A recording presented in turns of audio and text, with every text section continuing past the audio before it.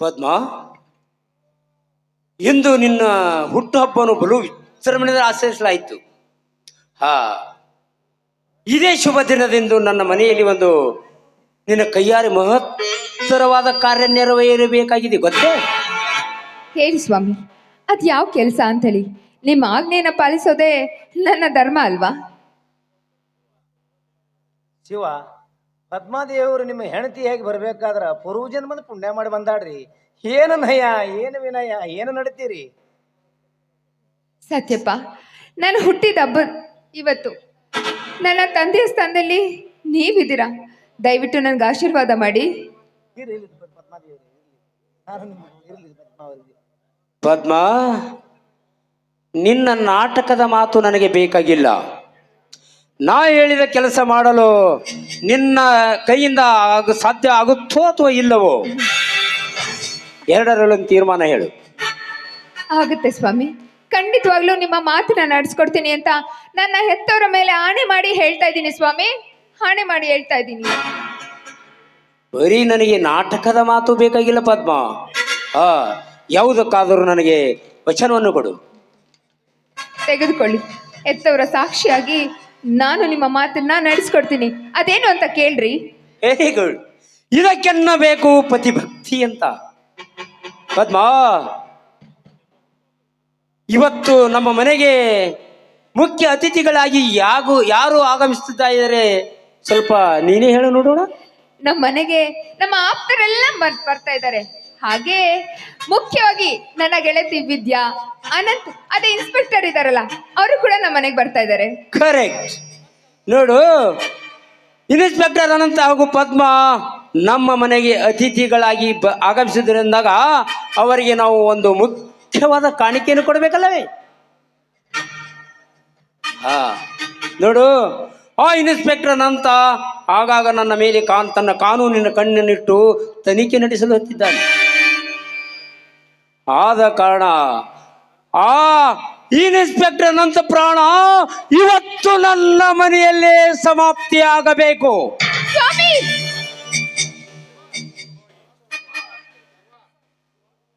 ಶಿವ, ಕೆಲಸ ಅಷ್ಟು ಸುಲಭವಾಗಿ ಹಾಕೈತೇನ್ರಿ ಶಿವ? ಅದಕ್ಕೆಲ್ಲ ನಾನು ಮುಂಚಿತವಾಗಿ ಏರ್ಪಾಡು ಮಾಡಿದ್ದೇನೆ. ನೋಡು, ಹುಟ್ಟು ಹಬ್ಬದ ಆಗಮಿಸಿರ್ತಕ್ಕಂಥ ಎಲ್ಲ ಅತಿಥಿಗಳಿಗೆ ಸ್ವೀಟ್ ಹಂಚಬೇಕು. ಆ ಸಿಹಿ ಹಂಚುವ ಒಂದು ಪೇಡೆಯಲ್ಲಿ ಮಾತ್ರ ವಿಷ ತುಂಬಿರಬೇಕು. ಆ ವಿಷ ತುಂಬಿದ ಪೇಡೆಯನ್ನೇ ಆ ಇನ್ಸ್ಪೆಕ್ಟರ್ ಅಂತರಿಗೆ ಕೊಡಬೇಕು. ಹೇಗಿದೆ ನನ್ನ ಪ್ಲಾನ್? ಸ್ವಾಮಿ, ಏನ್ ಹೇಳ್ತಾ ಇದ್ದೀರಾ? ನಾನು ವಿಷ ಹಾಕ್ಬೇಕೆ? ಅದು ನನ್ನಿಂದ ಸಾಧ್ಯ ಇಲ್ಲ ಸ್ವಾಮಿ, ನನ್ನಿಂದ ಸಾಧ್ಯ ಇಲ್ಲ. ಬೇಕಾದ್ರೆ ಆ ವಿಷ ನನಗೆ ಕೊಟ್ಬಿಡಿ, ನಾನೇ ತಿಂದು ಸತ್ತು ಹೋಗ್ತೀನಿ. ಪದ್ಮ, ನಾನು ಹೇಳಿದ ಕೆಲಸ ನಿನ್ನ ಕೈಯಿಂದ ಆಗುತ್ತೋ ಅಥವಾ ಇಲ್ಲವೋ? ಇಲ್ಲ ಸ್ವಾಮಿ, ನನ್ನಿಂದ ಈ ಕೆಲಸ ಆಗೋದಕ್ಕಿಲ್ಲ. ನೋಡಿ, ಈ ಕೆಲಸ ಬಿಟ್ಟು ಮತ್ ಯಾವ ಕೆಲಸ ಹೇಳಿದ್ರು ನಾನು ಮಾಡ್ತೀನಿ. ಪದ್ಮ, ನಾನು ಹೇಳಿದ ಕಾರ್ಯ ನೀನು ಮಾಡಿದೆಯಾದರೆ ನನ್ನ ಮನೆಯಲ್ಲಿ ನಿನಗೆ ಸ್ಥಾನವಿದೆ. ಕೊನೆಯದಾಗಿ ಹೇಳುತ್ತೇನೆ ಕೇಳು. ಒಂದು ವೇಳೆ ಈ ಕಾರ್ಯಕ್ಕೆ ನಿರಾಕರಿಸಿದೆಯಾದರೆ ನಿನ್ನ ಕೊರಳಲ್ಲಿ ಇದೆಯಲ್ಲ ನಾನು ಕಟ್ಟಿದ ತಾಳಿ, ಆ ತಾಳಿಯನ್ನು ಬಿಚ್ಚಿಕೊಟ್ಟು ಹೊರಟು ಹೋಗುಬಿಡು ಇಲ್ಲಿಂದ. ಸ್ವಾಮಿ, ದಯವಿಟ್ಟು ನನ್ನ ತಾಳಿ ಕೇಳ್ಬೇಡಿ. ನಿಮ್ ಕಾಲು ಹಿಡಿದು ಬೇಡ್ಕೊಳ್ತೀನಿ. ಬೇಕಾದ್ರೆ ಮಗು ಪದ್ಮ, ನೀನು ಯಾವ ಕಾಲಕ್ಕೂ ಗಂಡನ ಮಾತನ್ನು ಮೀರಬಾರ್ದಲ್ಲ. ಗಂಡನ ಮಾತಿಗೆ ವೇದವಾಕ್ಯ, ಅದುವೇ ದೇವರ ಕೊಟ್ಟ ತೀರ್ಪು ಎಂದು ಪಾಲಿಸಬೇಕಮ್ಮ. ಇದು ನಿನ್ನ ಹೆತ್ತಪ್ಪನ ಆಜ್ಞೆ ಮಗಳೇ, ಇದು ನಿನ್ನ ಹೆತ್ತಪ್ಪನ ಆಜ್ಞೆ. ಅಯ್ಯೋ ಅಪ್ಪ, ಎಂತ ಸಂದಿಗ್ಧ ಪರಿಸ್ಥಿತಿಗೆ ತಂದೊಡ್ಡಿದ್ಯಪ್ಪ, ಎಂತ ಸಂದಿಗ್ಧ ಪರಿಸ್ಥಿತಿಗೆ ತಂದೊಡ್ಡಿದೆ. ಪತಿಗೆ ಕೊಟ್ಟಿರೋ ವಚನನ ಉಳಿಸ್ಕೋಬೇಕಾದವಳು ಸತ್ಯಾದವಳ ಧರ್ಮ. ಆಯ್ತು ರೀ, ನೀವ್ ಹೇಳ್ದಾಗೆ ನಡ್ಕೊಳ್ತೀನಿ.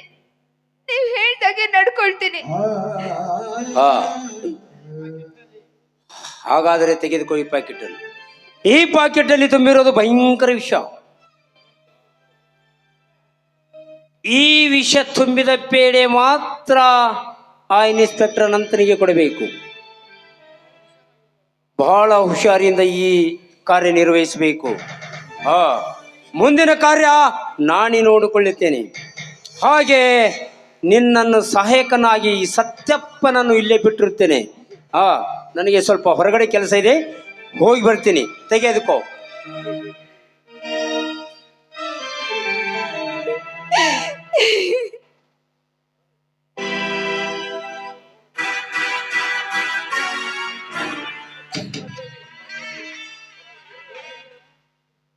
ಪದ್ಮಾದೇವಿಯವ್ರ, ನಾವಿಬ್ರು ದೊಡ್ಡ ಗಂಡಾಂತರದ ಸಿಕ್ಕೋಂಗ ಬಿಟ್ಟೈತ್ರಿ. ಯಾಕಂದ್ರ ಈ ಪಾಪದ ಕೆಲಸ ಮಾಡದಿದ್ರ ನಿಮ್ಮ ಗಂಡ ನಮ್ಮ ಪ್ರಾಣನೇ ತೆಗಿತಾನ. ಇಲ್ಲ ಕೆಲಸ ಮಾಡ್ತೀವಿ ಅನ್ನ ಅವಶ್ಯಕತೆವಾಗಿ ಇನ್ನೊಬ್ರ ಪ್ರಾಣ ನಾವು ತಗೋಬೇಕಾಗ್ತದ. ಏನೇ ಆಗಲಿ ಆ ಸದ್ಗುರು ಎಲ್ಲ ನಿಂಗ ಕೃಪೆ ನಮ್ಮ ಮೇಲೆ ಇರ್ಲಿ.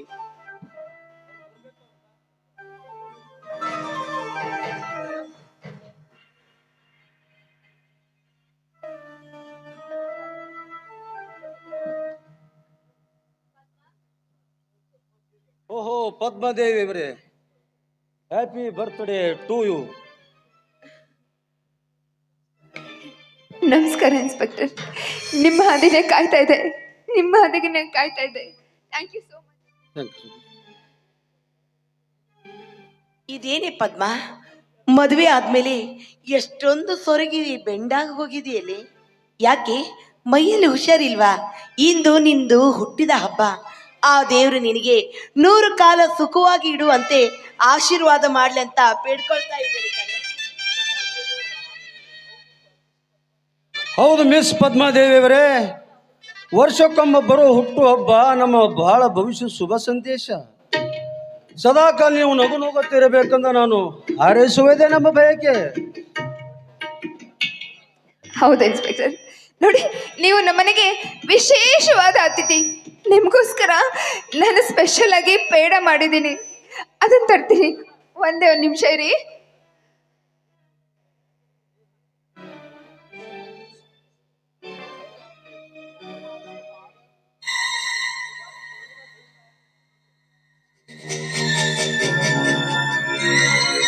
ಪದ್ಮ, ಯಾಕೆ ನಿನ್ನ ಕೈ ಈ ರೀತಿ ನಡುತ್ತಾ ಇದ್ದಾವೆ?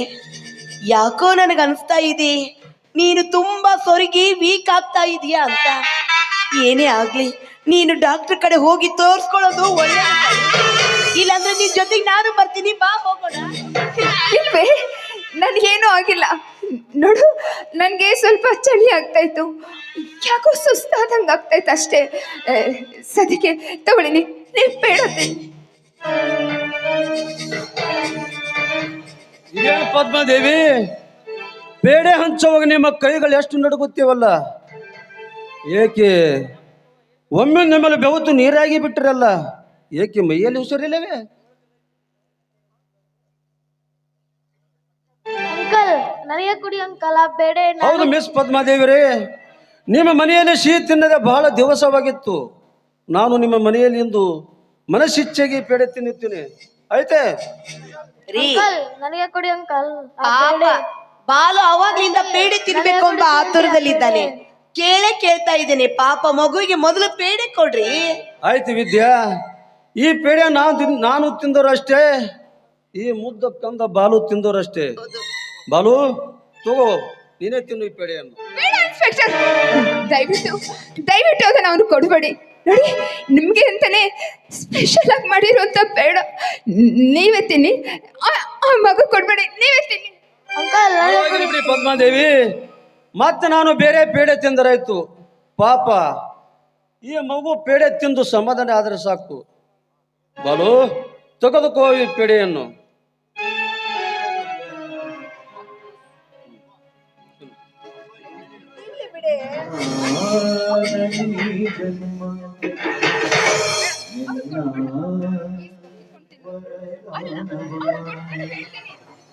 ನಿನ್ನ ಆಲಾಲಿಪದ ನಿನ್ನ ಒಳಗೆ ಸದಾ ನಿನಗೆ ಅಮ್ಮ ಅಮ್ಮ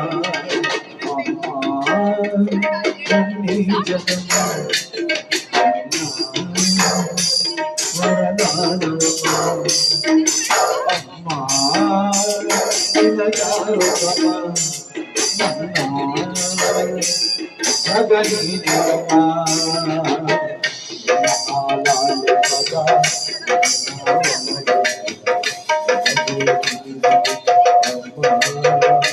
ಅಬ್ಬಾ ಎಷ್ಟು ರುಚಿಕರವಾಗಿದೆ ಅಲ್ಲ ಈ ಪೇಡೆ. ಅಂಕಲ್, ಇವ್ರ ಮನೆಯಲ್ಲಿರೋ ಎಲ್ಲ ಪೇಡೆ ಆಗುವವರೆಗೂ ಇವ್ರ ಮನೆಯಲ್ಲಿ ಪೇಡೆ ತಿನ್ನುತ್ತಾ ಹಾಯಾಗಿ ಇದ್ದು ಬಿಡುತ್ತೇನೆ ಅಂಕಲ್. ಬಹಳ ಸಮಸ್ಯೆ ಹುಡುಗರಪ್ಪ ನೀನು. ಇರ್ಲಿ, ಬೇಗ ಪೇಡೆ ತಿನ್ನು, ಮನೆಗೆ ಹೋಗೋಣ. ಇದೇನು ಹೊಟ್ಟೆಲಿ ಒಂಥರ ಸಂಕಟ ಆಗ್ತಿದೆಯಲ್ಲ. ಹೊಟ್ಟೆನು ಹೊಟ್ಟೆನು ಅಂಕಲ್, ಸಂಕಟ, ಹೊಟ್ಟೆಯಲ್ಲಿ ಸಂಕಟ.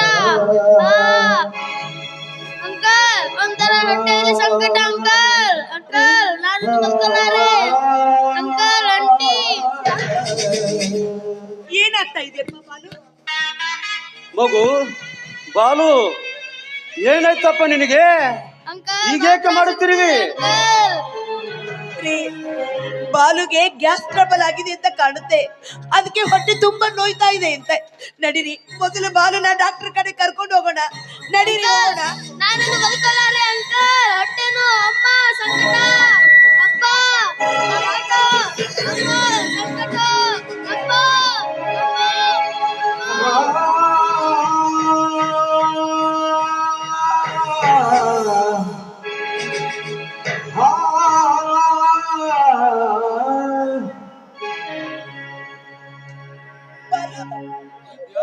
ರೀ, ನಮ್ ಬಾಲು ಒಮ್ಮಿಂದೊಮ್ಮೆಲೆ ಕುಸಿದು ಬಿದ್ಬಿಟ್ಟ. ಏನಾಯ್ತು ನೋಡ್ರಿ, ನನ್ನ ಬಾಲುಗೆ ಏನಾಯ್ತು ನೋಡ್ರಿ.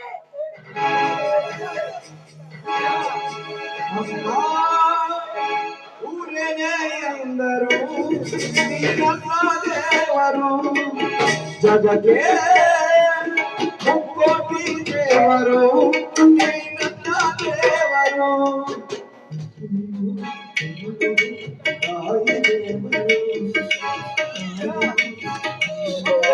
ತಾಯಿ ದೇವರು ನಮ್ಮ ಬಾಲು ಸತ್ತು ಹೋಗಿದ್ದಾನೆ ರೀ. ಮಗು ಬಾಲು, ಕೊನೆಗೆ ನೀನು ನಮ್ಮನ್ನು ಕೈ ಬಿಟ್ಟು ಹೋದೆಯಾ ಕಂದ?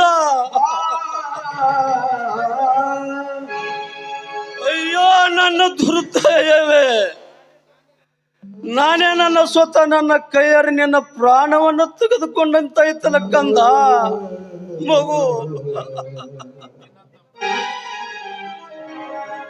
ಮಗು ಬಾಲು, ನಿನ್ನಂತ ಮಗುವನ್ನು ನಾನು ಕಳೆದುಕೊಂಡು ನಿಜವಾಗಲೂ ನಿರ್ಭಾಗ್ಯನಾದೆ.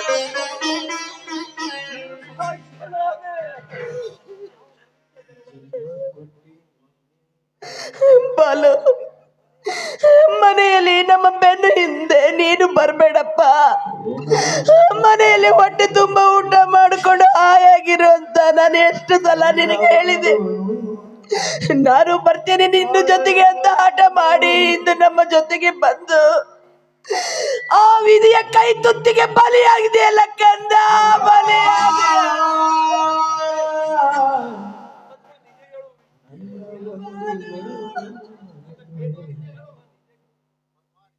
ಪದ್ಮ, ನಿಜ ಹೇಳು, ನನಗ ಕೊಟ್ಟ ಪೇಡಿಯಲ್ಲಿ ಏನು ತುಂಬಿತ್ತು? ಅಯ್ಯೋ, ನಿಮ್ಮ ಕೊಟ್ಟ ಪೇಡೆಯಲ್ಲಿ ವಿಷ ಹಾಕಿದ್ರಿ. ಆ ವಿಷ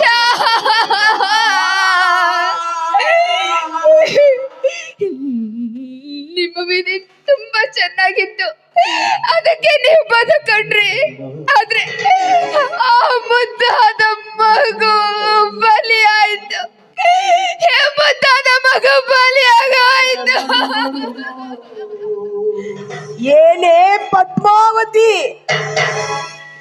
ನನ್ನ ಗಂಡನಿಗೆ ವಿಷ ಹಾಕಿ ನನ್ನ ಹಣೆ ಮೇಲಿರುವ ಸಿಂಧೂರವನ್ನು ಅಳುಕಿಸಬೇಕಂತ ಎಷ್ಟು ದಿನದಿಂದ ಹೊಂಚು ಹಾಕಿದೆ ಪಾಪಿ. ಈ ಹಿಂದೆ ನನ್ನಣ್ಣ ಶಾಂತನಿಗೆ ಪ್ರೀತಿ ನಾಟಕ ಮಾಡಿ ಅವರ ಜೀವನವನ್ನೇ ಸರ್ವನಾಶ ಮಾಡಿದೆ. ಇಂದು ಏನೂ ಅರಿಯದ ಮುಗ್ಧ ಬಾಲಕ ಆ ಮಗುವಿಗೂ ವಿಷ ಹಾಕಿ ಅವರನ್ನ ಕೊಂದು ಬಿಟ್ಟಿಯಲ್ಲೇ ರಾಕ್ಷಸಿ. ಹೌದು, ರಾಕ್ಷಸಿ, ಕಟುಕಿ, ನಯವಂಚಕಿ, ನಯವಂಚಕಿ. ಈ ರೀತಿ ಮಾಡೋದಿಕ್ಕೆ ಒಂದು ಬಲವಾದ ಕಾರಣ ಇದೆ. ಪದ್ಮ, ನಾನು ನಿನಗೆ ಒಳ್ಳೆಯವನೆಂದು ಭಾವಿಸಿದೆ. ಆದರೆ ಇಂದು ನಿನ್ನ ಹುಟ್ಟು ಹಬ್ಬಕ್ಕೆ ಶುಭ ಹಾರೈಸಲು ಬಂದರೆ ನೀನು ನಮಗೆ ಸರಿಯಾದ ಪಾಠವನ್ನೇ ಕಲಿಸಿದೆ. ಒಂದು ವೇಳೆ ಈ ಮುದ್ದು ಮಗುವೆ ನಿನ್ನ ಹೊಟ್ಟೆಯಲ್ಲಿ ಹುಟ್ಟಿದರೆ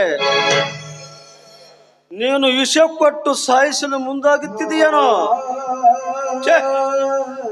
ಎಂತ ಮೋಸ ಮಾಡಿಬಿಟ್ಟಿ ಪದ್ಮ, ಎಂತ ಮೋಸ ಮಾಡಿಬಿಟ್ಟಿ. ಅವಳೇನು ಉತ್ತರ ಕೊಡ್ತಾಳ್ರಿ, ಅವಳೇನು ಉತ್ತರ ಕೊಡ್ತಾಳೆ.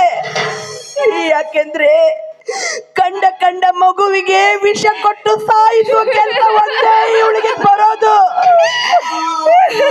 ಅಂದ್ಮೇಲೆ ಇಂಥವಳಿಗೆ ಮಕ್ಕಳ ಭಾಗ್ಯ ಬಾ ಅಂದ್ರೆ ಅದು ಎಲ್ಲಿಂದ ಬರ್ಬೇಕು ರೀ, ಎಲ್ಲಿಂದ ಬರ್ಬೇಕು? ಹಸುಗೂಸನ್ನ ಕೊಲೆ ಮಾಡಬೇಕಾದ್ರೆ ಇವಳ ಮನಸ್ಸು ಎಷ್ಟೊಂದು ಕಲ್ಲಾಗಿರ್ಬೇಕು. ಇವಳು ಮನುಷ್ಯಳಲ್ಲ, ಮನುಷ್ಯ ರೂಪದಲ್ಲಿರುವ ರಾಕ್ಷಸಿ, ನಯವಂಚಕಿ, ಮೋಸಗಾರ್ತಿ. ಹೌದು, ನಾನು ಮೋಸಗಾರ್ತಿ, ನಯವಂಚಕಿ, ಕಟುಕಿ, ಕಟುಕಿ. ಈ ತಪ್ಪು ಮಾಡಬೇಕಾದ್ರೆ ಇದಕ್ಕೂ ಒಂದು ಕಾರಣ ಇದೆ. ಪದ್ಮ, ವಿನಾಕಾರಣಿ ಮಗುವಿನ ಪ್ರಾಣವನ್ನು ತೆಗೆದುಕೊಂಡು ಬಿಟ್ಟೆ. ಈ ಮಗು ನೋಡಿದರೆ ನನ್ನ ಸ್ವಂತದಲ್ಲ, ಇದು ಶಾಂತೇಶನ ಸಾಕು ಮಗು. ಆ ಶಾಂತೇಶಿ ಜೈಲಿಗೆ ಹೋಗುವ ಮುನ್ನ ಆ ಮಗುವನ್ನು ನನಗೆ ಒಪ್ಪಿಸಿ ಹೋಗಿದ್ದಾನೆ. ಆದರೆ ನಾಳೆ ಅವನು ಜೈಲಿನಿಂದ ಬಿಡುಗಡೆಯಾಗಿ ಬಂದು ನನ್ನ ಮಗು ಎಲ್ಲೆಂದು ಕೇಳಿದರೆ ನಾನೇನು ಉತ್ತರಿಸಲಿ?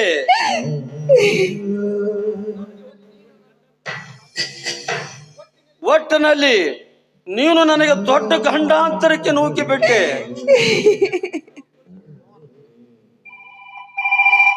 Hello, PC ಕೋದಂಡನ? ಹೌದು ಸರ್. ನಾನು ಇನ್ಸ್ಪೆಕ್ಟರ್ ಅನಂತ್ ಮಾತಾಡ್ತಿರೋದು. ಹೇಳಿ ಸರ್.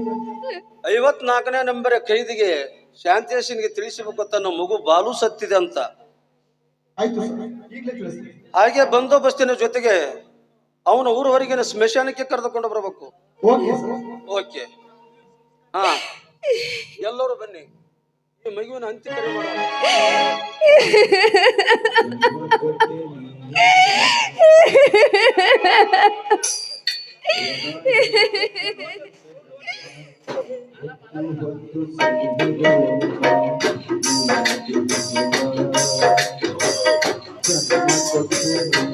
ಮಗು ಬಾಲು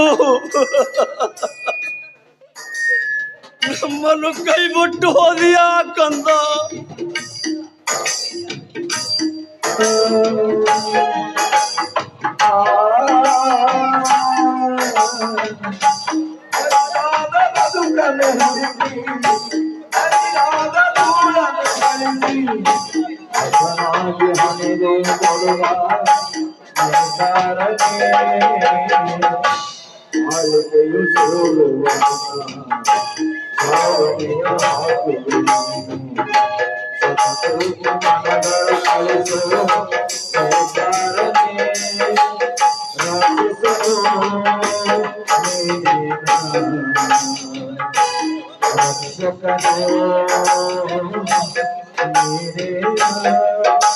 ಅಯ್ಯೋ, ಎಂತ ವಿಚಿತ್ರಿ, ಏನೇ ವಿಧಿ ಕಾಟ್ರಿ ಇದು. ಯಾವತ್ತೋ ಸಾಯ್ಬೇಕಾಗಿದ್ದ ಮಗು ಈ ಕ್ರೂರಿಗಳ ಕೈಯಲ್ಲಿ ಸಿಕ್ಕು ಇವತ್ತು ಸತ್ತಂಗಾಯ್ತು. ಅಯ್ಯೋ, ಆ ಶಾಂತ್ಯಪ್ಪನ ಮಗು ಅಂತ ನನಗೂ ಗೊತ್ತಿರ್ಲಿಲ್ಲ. ಅಯ್ಯೋ ವಿಧಿಯೇ, ಚಿತ್ರ ಕಥೆ ಐತ್ರಿ. ಕಿಚ್ಚು ಹಚ್ಚದಕ್ಕೂ ಮುಂಚೆ ನಾನು ಈ ಕಥೆ ಬಿಚ್ಚಿ ಹೇಳ್ಬಿಡ್ತೀನ್ರಿ. ಕಿಚ್ಚು ಹಚ್ಚದಕ್ಕೂ ಮುಂಚೆ ಈ ವಿಚಿತ್ರ ಕಥೆ ಹೇಳಿಬಿಡ್ತೀನಿ. ಬದುಕನ್ನು ಹುಡುಕಿ